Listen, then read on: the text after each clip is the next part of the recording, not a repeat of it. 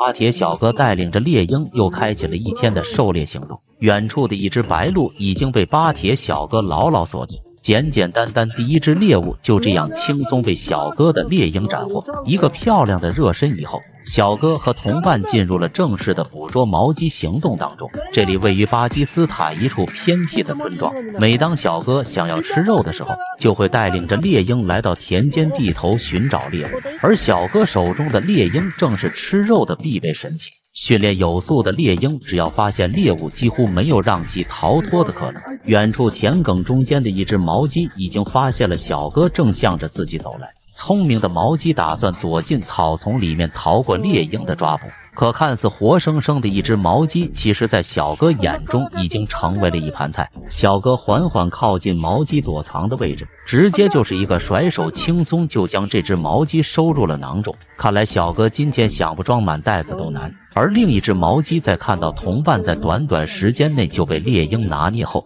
打算靠着草丛的庇护逃过这一劫。但面对这支强大的狩猎团队来说，想要从眼前溜走简直比登天还要艰难。小哥和同伴很快就将毛鸡躲藏的位置团团围住。小哥和大叔手持猎鹰严阵以待，随行的同伴开始钻入草丛里面驱赶毛鸡。这只受惊的毛鸡实在是太悲催了，刚刚飞出草丛就被大叔手中的猎鹰成功抓获。看来其中任何一只猎鹰拿捏毛鸡都是分分钟钟的事情。同时远处的毛鸡叫声很快吸引了大叔的注意力，大叔肯定不会放过这次难得的机会。刚刚来到毛鸡附近，大叔就毫不犹豫抛出了手中的猎鹰，让毛鸡做梦也不会想到，如此远的距离自己也还是没能逃出猎鹰的利爪。经过长时间不停地将猎鹰抛向毛鸡，在场的每个人都是收获满满。不得不说，使用猎鹰捕捉毛鸡实在是太简单，看来今天晚上又可以加餐了。